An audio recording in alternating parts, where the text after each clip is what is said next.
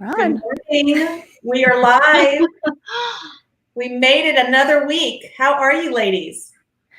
Doing really good. Hello there. Welcome to Leadership from the Heart series. Happy Friday, right? It's Friday. Friday, yes. Okay, I seem to know what days are Fridays. I don't know what any other days are, but Fridays I figured out. So I am excited to introduce you all to Dr. Carrie Elk.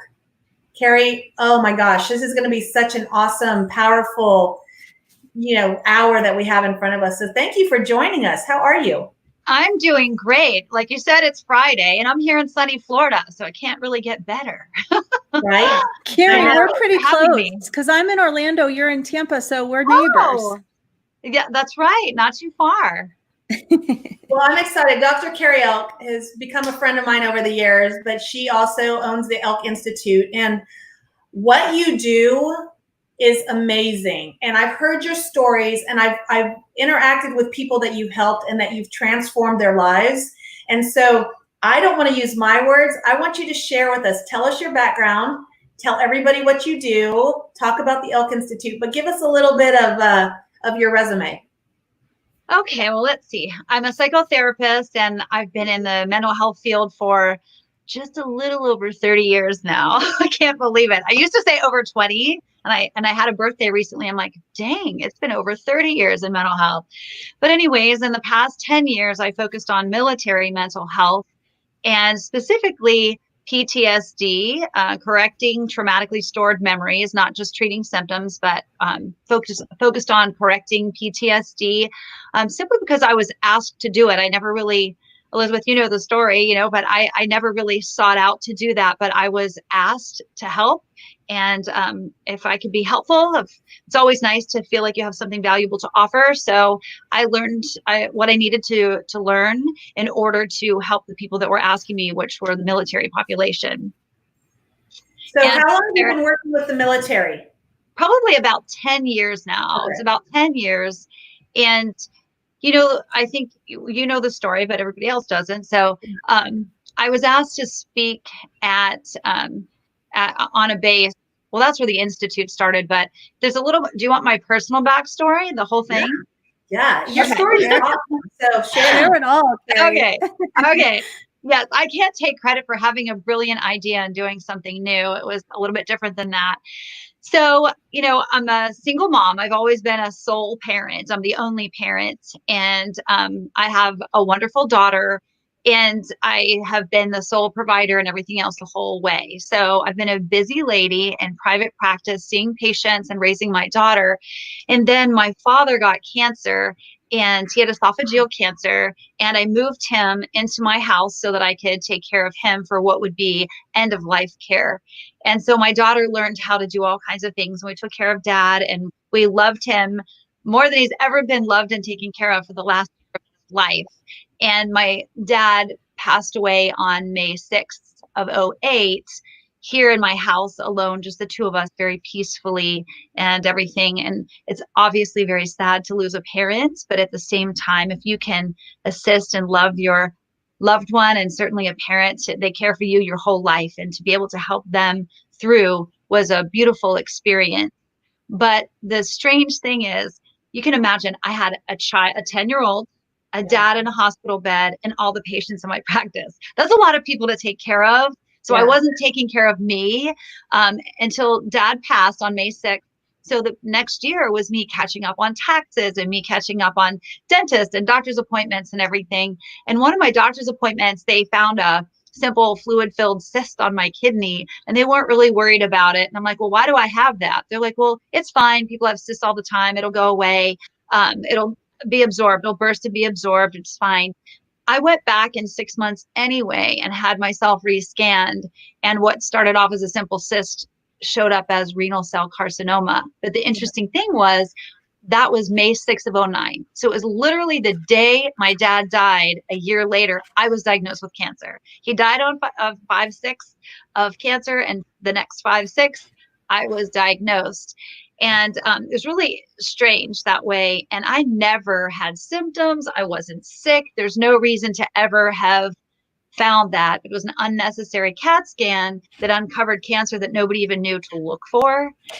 So when I healed, which is a super long recovery because it was like a big 10-inch incision and I had to be in a hospital bed and all this stuff. When I was able to walk, I just thought, looking back, I can't ignore these things that I've been shown. I can't ignore that dad died on that day in front of like here is death of cancer right in front of your face. And mind you, the very same day next year, here's cancer, but here's healing from cancer that no one knew to look for. And I just thought, you know what? I feel like I'm on borrowed time. Left to my own devices or the doctor's devices, we never would have known to look for that. So I probably wouldn't have been here. They said it would have taken about 6 months to metastasize and spread through my body, but it didn't because we found it. So when I was well enough to walk and go back to work, I literally just said, I prayed and I said, God, whatever you kept me here for, you just kind of scoop that cancer out of my way. And I feel like there's something profound here, but I'm human, so I can only think with however percent of my brain that I can think with to get the big picture. But whatever it is that you kept me here for, I'll do it. I understand the rest of my time is additional time that you've given me. You must have some reason for it. So whatever it is, I get it. It's your deal. It's not my time, it's yours, and I'll do it. And the next day or two, I got a call from Military One Source, and they're like the EAP provider for all of the military.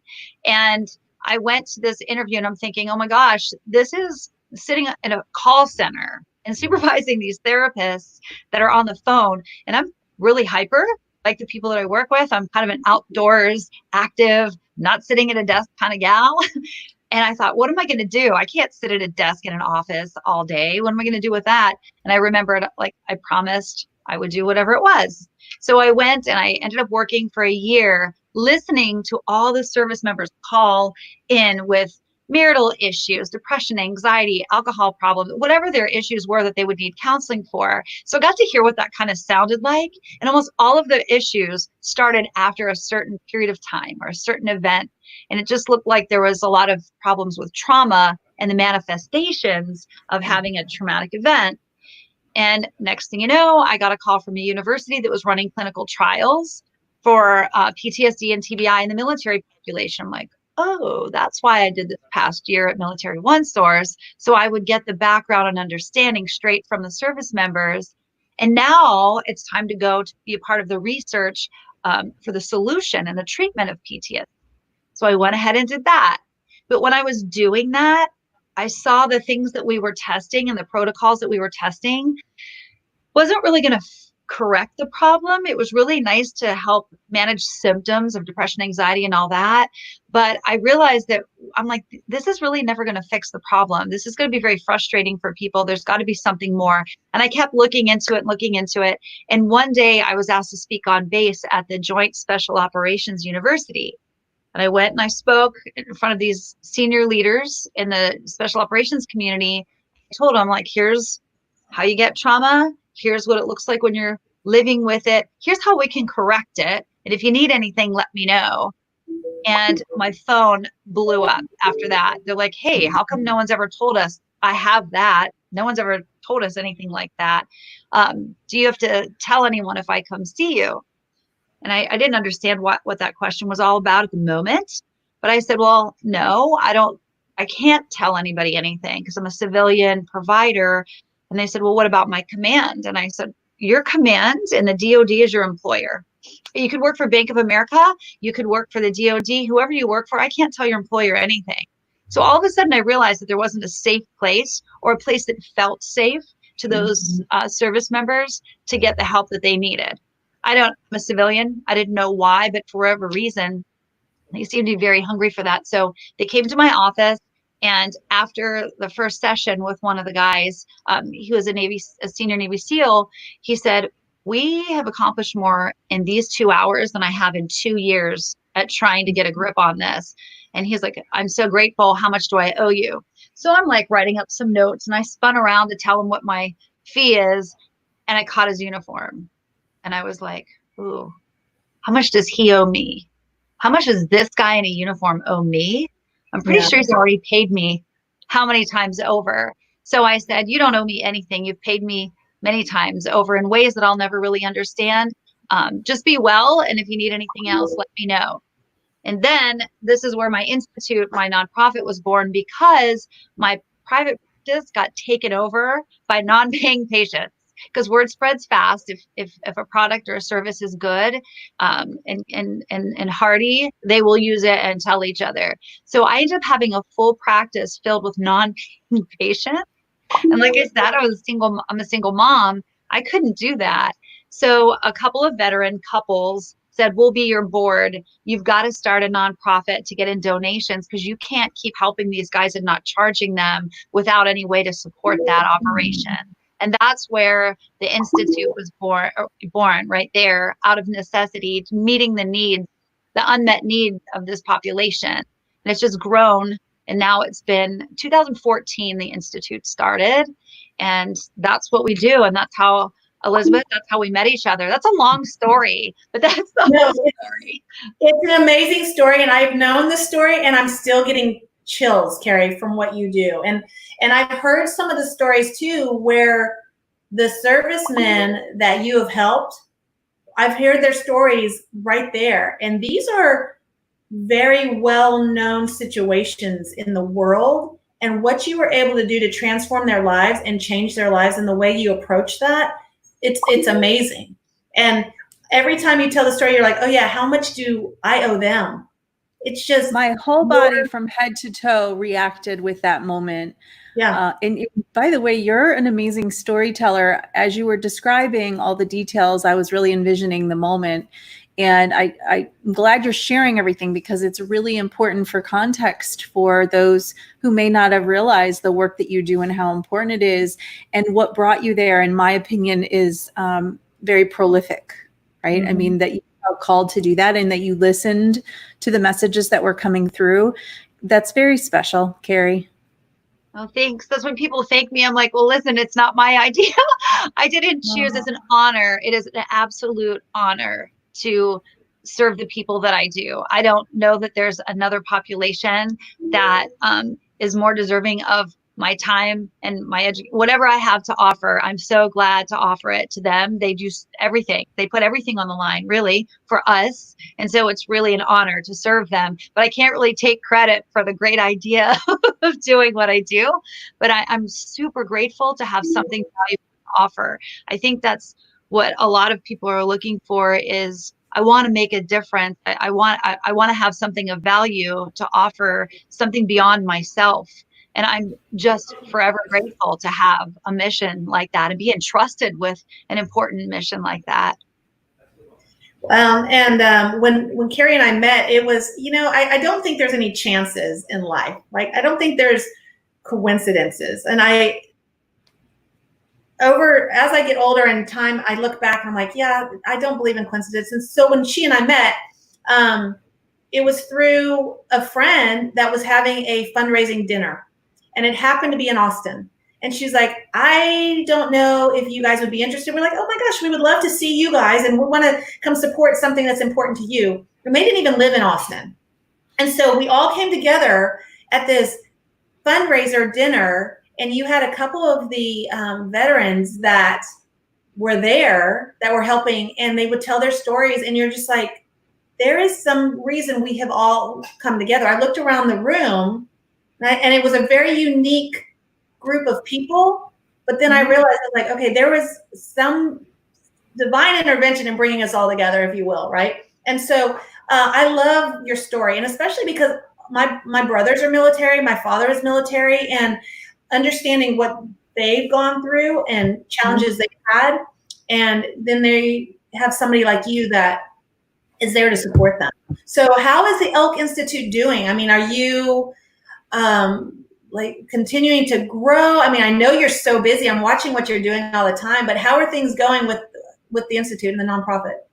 Well, the call for help and the people that need assistance never stops, and that only grows, because the more people you help and the more testimonies, like the ones you heard, Elizabeth, from some of the PJs and Rangers and some of the guys that were there at that particular fundraiser, the more people hear testimony like that, the more people come forward for help. And of course, we never take a penny. I've never taken a penny from a service member or veteran. They never reach in their pocket or pull out their checkbook ever. I rely on sponsors to do that, people to donate, to do that to my 501c3, which, by the way, is the Elk Institute for Psychological Health and Performance. I didn't even say that, but donors or sponsors to take care of these guys. So the need never stops. And as you, in the time that we're in right now with social distancing and isolating ourselves, one of the things that folks with PTSD or even just veterans that are transitioning out of the military, because they function as a team. They belong to a team of other highly skilled people that are trained just like they are. And being a part of that team, they never do anything alone. There's at least a battle buddy. There's at least one other. So isolating goes against what we encourage transitioning veterans trying to find their way. We encourage them, do not isolate yourself. And now we've got mandatory isolation. So that puts even more stress on some people. And then they can't get out and do the physical things or go out hunting or go out and do the things that they usually do. The gyms are closed even, So there's just a little more stress. So I've been doing Zoom calls and telehealth kind of phone calls to tide people over until I can get to them face to face. I can't do the trauma therapy virtually, but I certainly can do the supportive therapy and the educational piece, the training and all of that. So the need only increases, but we don't always have the donors or sponsors. I spend most of my time in the trenches with the guys, not helping them and answering the call, not so much going around and doing a lot of fundraising. So we can always use donors and sponsors to sponsor a veteran's PTSD treatment. That's the part that we need help on. Veterans needing treatment, they always find me. So. Well, and that's what I was going to ask you. Renee and I talk a lot about it, how people are being impacted right now. Everybody is being impacted in a different way, right? And so we talk about extending grace and no judgment and how we're all going to emerge out of this. You bring up a really good point, because that was one question I had. I'm concerned, not even just the veterans. I wasn't thinking just specific like that. I'm thinking about social, mental health and depression, and those that are already suffering or those that may because their businesses failed or they don't know how to make ends meet. But you bring up a really, really good point. People that are already suffering in one way, this could trigger things. This could add a bigger need down the road. And so you're going to be in I hate to say in much more demand, but your services are going to be required. And so especially with our military. So I hadn't thought of it that specifically. So I'm really, really impressed with what you're doing, and that you're still able to virtually help them in some way and still be. We'll never shut the doors. I'll never not answer the call. Yeah. For sure. Yes. And you bring up a good point, just mental health in general, just everybody's mental health. These are times where there's a lot of anxiety, I would say, is probably the prominent thing that people will be experiencing, because by definition, anxiety is about uncertainty of what's to come.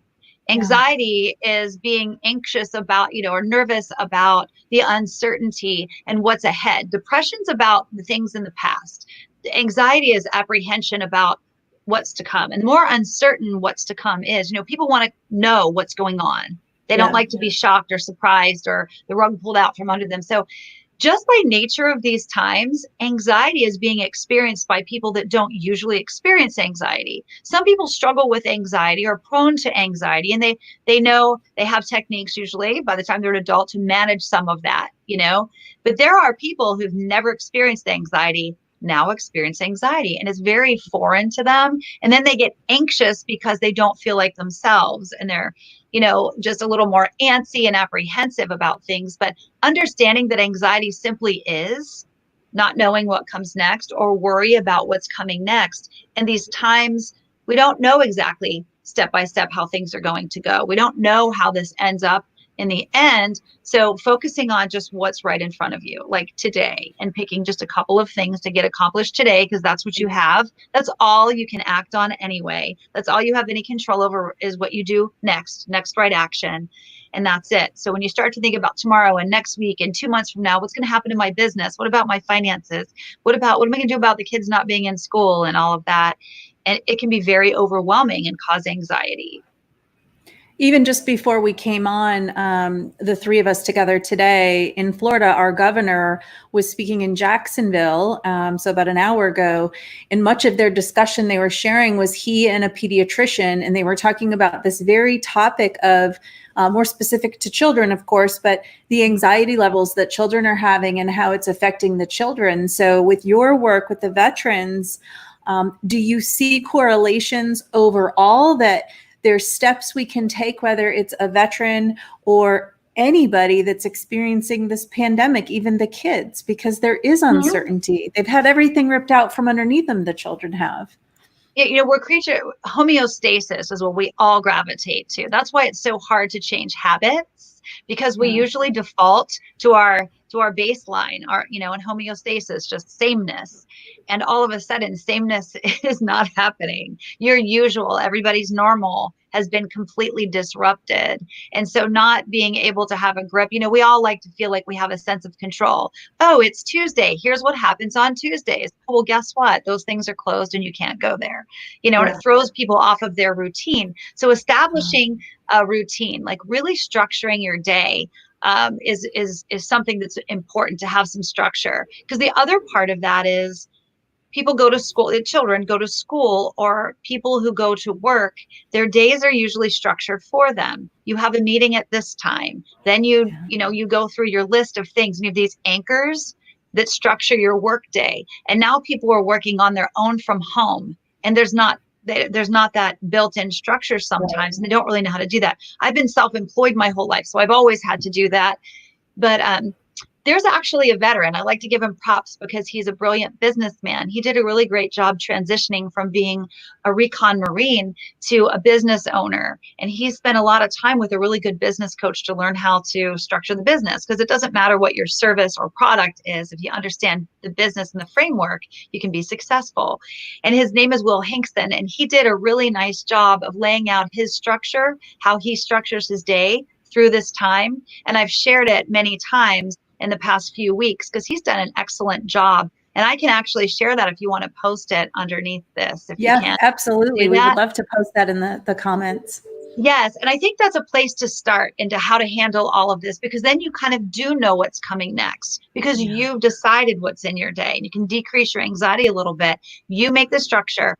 For example, he said when he wakes up in the morning, he doesn't touch his phone. There's no text, no email, no looking at any of that. The first thing that he does is his meditation or prayer, whatever it is that you do, just to get yourself ready for the day, and some stretching and things like that. And then he makes breakfast for his family. And not until he gets through these self-care things and these focused things does he even engage in that. He'll do a workout, and then he has a block of time for emails and phone calls. Then over lunch, he'll get on social media while he's eating his lunch. Really nice structure so that you're productive. Because if you don't structure your time like this, when you're not used to that unstructuredness, you can be very unproductive at the end of the time. You can come to the end of this and say, I've been at home for weeks and weeks, and what have I accomplished with the extra time? Well, if you don't structure it, it's not going to happen. So he's got a really good layout there. And I know I put anchors in my day. I have 30 minutes in the morning that no matter what, first thing, before I can talk myself out of it,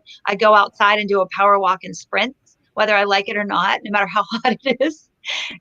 Before I do anything with my phone, before I look at anything else, I head out the door.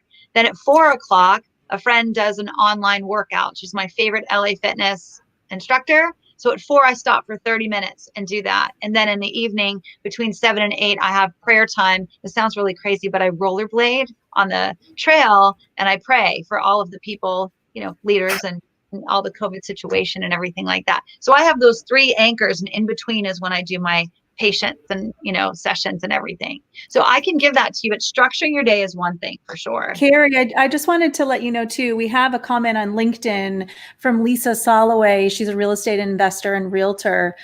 She's asking she says, you have a great organization. She's loving following along. And she asked if we'll post the link. She'd like to make a donation, which we will absolutely do that. So thank you, Lisa. I just wanted to say thank you so for much. commenting. Yeah. Thank you. Well, and when Renee and I have been talking about different leadership and leaders that we're surrounded by and leaders that have emerged, you've been one that has come up in conversation so many times. And I kept telling Renee, I was like, you just got to hear her story. I can't do it justice. But again, just hearing it again from you, it's just amazing to me what you're doing, that the impact you're making in each person's life. And again, being from a military, being, surrounded by military, I understand the challenges and the struggles that they face. I mean, I don't personally, but I see it as a family member, right? And so just the life-changing support that you're providing, it's just, that is, to me, it encompasses what we're talking about as far as leadership from the heart. I mean, you are just giving all the time, and I love being surrounded by people like that. It just makes the world a better place. And I just keep thinking about how much bigger your role is going to be coming out of all this, because you're not just focused on vets in Florida. I mean, you're all over the country. There are times where you're flying here and flying there to go support people. Like, you are visible, you are there, you are right next to them, right? And so how is that going to change? Are you going to be able to get back to that? Are you trying to structure? I mean, I know Zoom goes so far, or video conferencing can only go so far. How are you going to, are there any pivots or changes that you're trying to implement to make that still a successful arm of your? It's already happened. So yesterday I got a call. Hey, Dr. Elk, we know it's super short notice and probably not possible, but we have a group deploying. Is there any chance that you can come here in the next 3 weeks? And I said, sure, I can do that. I got 3 different requests yesterday to work with groups on site. So things are reopening. Going. What's that? You're still traveling and going and seeing. I haven't until now. Okay. If I was asked, I would. But there was a period of time where the veterans groups, for example, that. Just a blanket statement. I've learned that if you really ever want to help people, if you really want to be helpful, you have to adapt yourself to be helpful to those people. You have to learn the culture. You have to learn the language. You have to learn what works for them, what doesn't work for them, and change what you do to meet their needs. You can't just bulldoze people like, well, this is the kind of help that I offer. Take it. I think that's why a lot of people don't like, I'm just going to go ahead and say it. It's why some of the guys that I work with don't like to go to the VA, because they say, I have to go into this foreign environment with someone who has no idea what I do for a living. They don't even know what my job is. They don't understand what my career field does. And they go through steps 1 through 20. So I've learned that they're just checking off boxes. Or like, you treat that person the same as you treat somebody else, like a person that's like a suburban housewife that has anxiety. And then you have a combat special operations veteran that has trauma from doing his job. You don't use the same approach with both of those people. Both of those people need to be talked to differently. Their culture is different. They're comfortable with different things. So a lot of the time when I do what I do, sometimes I'm out in the middle of the woods at a hog hunt, and I'm wearing jeans and Timberlands and a flannel, and I'm using a cabin on the end of the campground as my office. Or sometimes I'm climbing mountains with these guys, or wherever they need to go. So I learned to change me. I'm like, okay, so what works for them? What doesn't work for them? What's holding them back? What don't they like? What do they like? What do they feel disrespected by? And just keep adapting. And I think that holds true for all of us. I think if you do that every day with your clients in real estate, how do they need me to deal with them? What do they need? And I'll change my approach according to my client. So that's the thing. So some of these recreational groups haven't been able to take veterans out to do things just because the laws and the social distancing and all of that, and a lot of the facilities have been closed. And then the military bases weren't allowed to have somebody from out of town come onto the base. In fact, the bases had fewer people than usual. They just had essential jobs on base, too. Yeah. So now those things are starting to change and the needs coming in, and I'm going to start traveling. It's going to be a lot because of the time that has passed that people had to reschedule. So I'm getting ready to get really busy.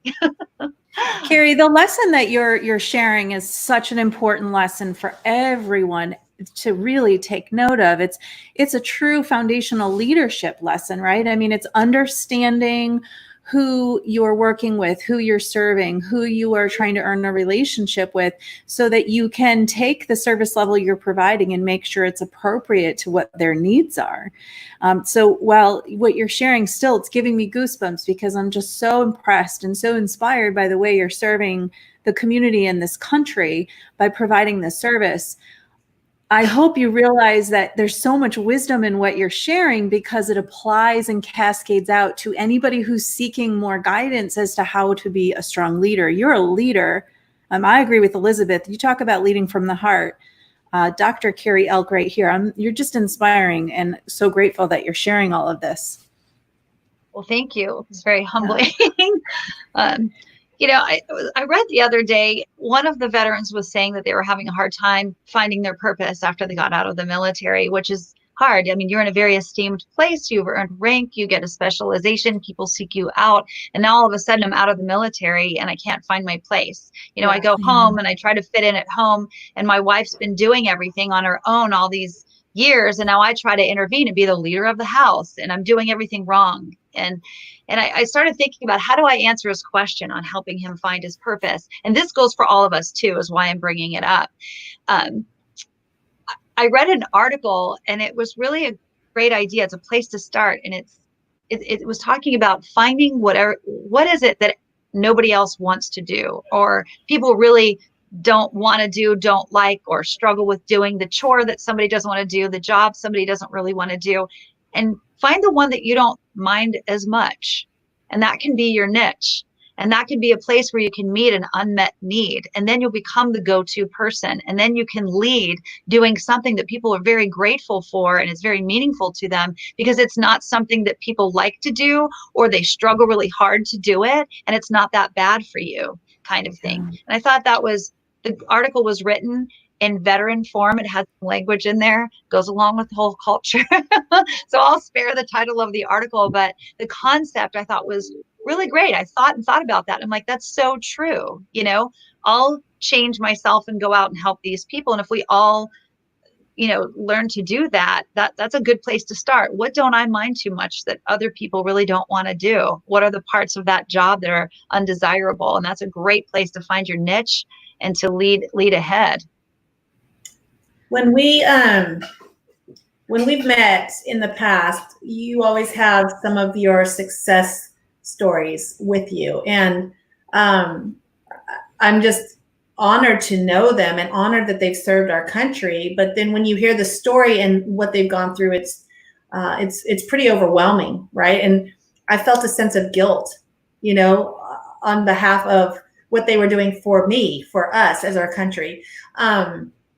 And it's so fun to see you next to these big old guys, because Renee, you might not be able to tell, Carrie's like this little petite thing, right? Long blonde hair, a little petite thing, and then she's next to these big military guys, and it's just amazing to see the admiration and respect that they have for her, because she has changed their lives. Are there any stories that, I know some of the stories that these vets shared that were just, I still don't even have the words, but are there any stories, you don't have to use names or things like that, that really tugged at your heartstrings, or that really was something that you're proud is the wrong word, but lack of a better word, you were, fulfilled? Yeah, that you were able to help. Is there a story that you can share that really sticks out in your mind? Oh gosh, there are so many.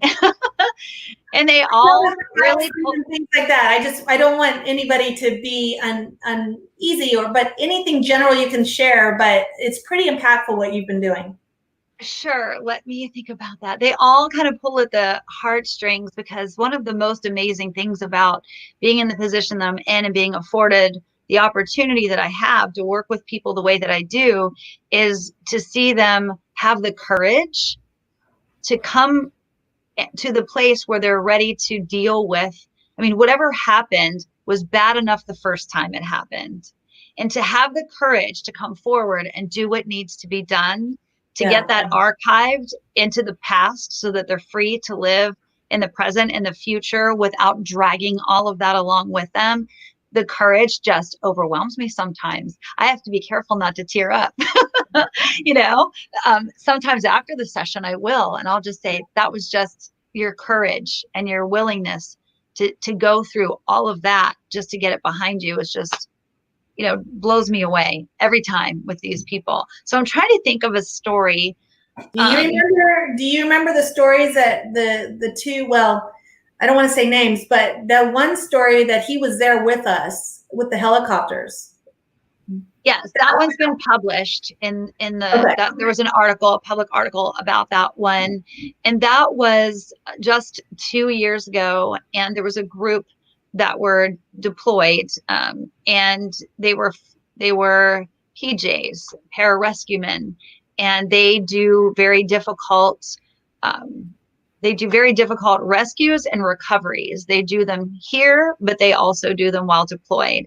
And they were flying, and they fly in a certain formation with one kind of lead helicopter and the other one a little bit behind it.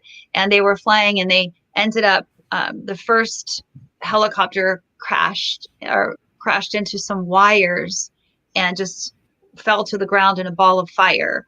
And because what the PJs do as a job are the rescue and recovery, the second helicopter had to land and recover their friends from the burning helicopter.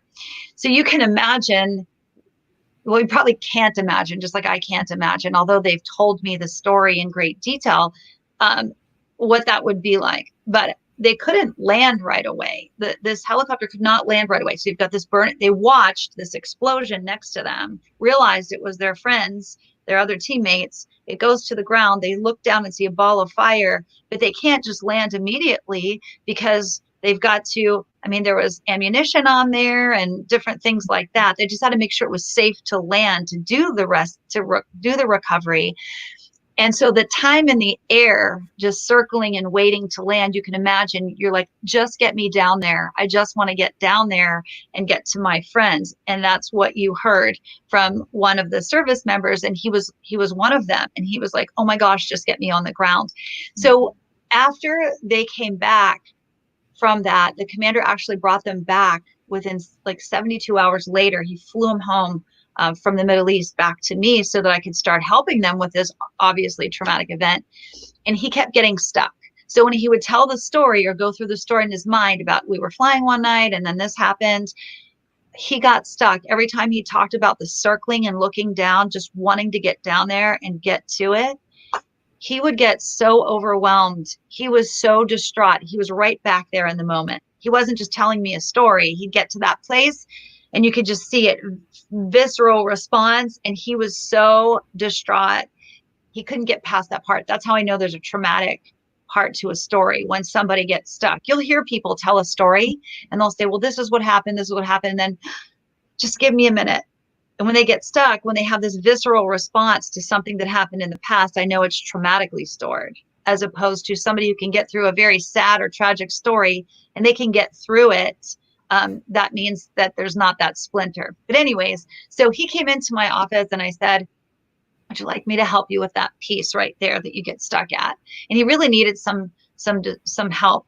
I think he told you, that he really, in those days following that wasn't getting better. That piece of the story was getting worse. He felt like a downward spiral. So we sat for about 40 minutes and I helped him reprocess that section of the story so that it became smooth like the rest of it. No less horrific, no less tragic, but he could run through that and he didn't get stuck on that plane. He didn't get stuck circling. It was part of the story because it happened.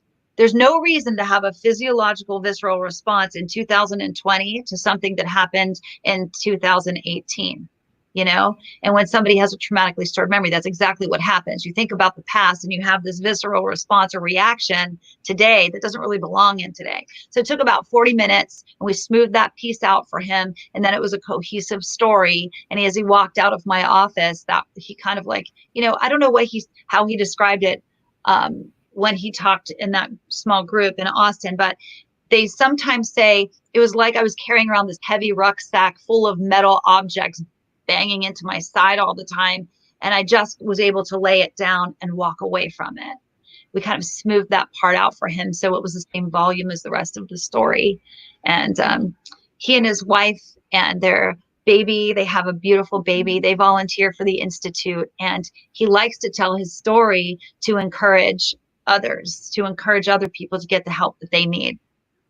What's amazing about what you just shared is you just told the overview, like the big picture of that story. When we were there with him, and I think they were engaged at that time. I don't think they were married yet, and she was sitting next to him. He's a big, buff guy, good looking, sweet as can be. But when he told that story, he didn't leave details out. He told very specific details to the point where we are all just like holding our chair, not believing that he's able to just share like he did. And that's what opened my eyes to the power that you have, and not power as an ego thing, but you are so gifted and talented with what they need. When he told those details in such a way that we can't even breathe. I mean, I'm remembering it now, right? So now I'm even kind of tense, but he was able to tell it and not flinch, right? That's when you know, oh my gosh, this could have destroyed his life. He talked about that, going into a downward spiral. And, you know, he had his whole life, his fiance was there, and now this baby, like this whole life was in front of him, but that's not the direction he was going into. And so for you to be able to sit there and have such a powerful impact on this one person, and that's just one story, it's incredible. And so I know they are incredibly grateful for that, but I'm incredibly grateful that there's a resource for our vets like that, for our veterans that have served us. So thank you for your service to them. Oh, like I said, it's an honor. It's an honor to serve them for sure. And they're just precious. They're just such a sweet family. And, you know, the people that I work with are not mentally ill. That's another thing that's a big, big important point that I'd like to make is that PTSD is not because of mental illness. It's due to a traumatically stored memory. It's an information storage issue. And the symptoms that manifest are mental health type symptoms, but it's not because somebody's mentally ill. The people I work with are smarter than all of us combined right here, more resilient than we are. And they're just high performers, just beyond. I mean, they're chosen and selected because they are able to adapt and overcome and everything. And I love how people like that are so health oriented and performance oriented, which is why I called my institute Psychological Health and Performance, not mental illness, is because they know when something's not functioning right. Like healthy people know, hey, I'm not acting right. My response to that's not good. I'm not thinking right. I better get this fixed. That's a sign of health. That's a sign of strength. And that's not a sign of weakness or illness at all. If you have something going on that you're not thinking right or responding right, and you keep going like that, that's unhealthy. Healthy. I always say, I see healthy people who say, hey, can you help me out? Something's not right. Healthy people seek help because they want to be psychologically healthy and they want their performance to be the best that it can be. So it's never a sign of weakness or illness. In fact, I think it's the opposite when people come forward. And like you see, nobody on the outside would know that that guy was struggling with anything, but he knew that he was. And being health conscious and performance conscious, he came forward like that. And that's a general message, not just for veterans and service members, but for everybody. I do treat civilians when I can. My main focus is military, but I can treat civilians as well in my private practice, which is just very small now. But trauma, you don't have to live with that. You don't have to learn to cope with symptoms every day, waking up and going through all these mental gymnastics, or certainly take medication for the rest of your life to keep the trauma at bay. We can correct the way that memory is stored. It takes hours, 2-hour session. If it's an accident or something like that, to reprocess that memory, it'll always be bad or sad, but it will be in the past. You can live today without dragging all of that into the future. So I'd encourage people, anybody who has trauma that's holding them back or thwarts where they can go, what they can do, or their relationships or their dynamics, we can fix that. That's a very important reminder too right now for everyone. Yeah. Everyone to know that there's hope to focus on that help. We have an important question to ask Carrie. Okay. And I'm super excited for your reply because wow, are you filled with a ton of heart. What does leadership from the heart mean to you? Oh, wow. What does leadership from the heart mean? I think really from my perspective is when I surrendered to myself and I was willing to use what I have to serve those who needed it, whether I understood them, what I understood what that would entail or require of me. I think that's when it was, when it was, how can I be useful? How can I do something for other people? And I think that's what that's about. And just looked at what I have. I'm good at what I do. I'm not good at a lot of other things, but I'm confident in what it is that I do have to offer. It's not everything, but it's something. And to just pay attention and see who needs that and where I could be most useful. I think that's what it is to me. Aww. I think that sums it up. You are such a blessing. I'm so glad to get to see you and that you came on with us today and shared your story and your gift and an important message. And so thank you for that. Thank you for having me. This has been really nice. It's been really fun. It's good to see you again. And it's nice to meet you. Yes. And so tell everybody, I know we have the link. Thank you, Renee, for posting that, but tell everybody how they can contact or connect with you if they'd like. You can go to elkinstitute.org. Is my website for the nonprofit. And we're working on the new website for the private practice. So right now, everything is going through elkinstitute.org. And I'm the only person that will read any emails that are sent. And I'm the only person that will hear any messages that are left just for confidentiality's sake. And I do want to give a shout out to Lisa Salloway because her son is one of our special operations PJs. Oh, wow. Yeah.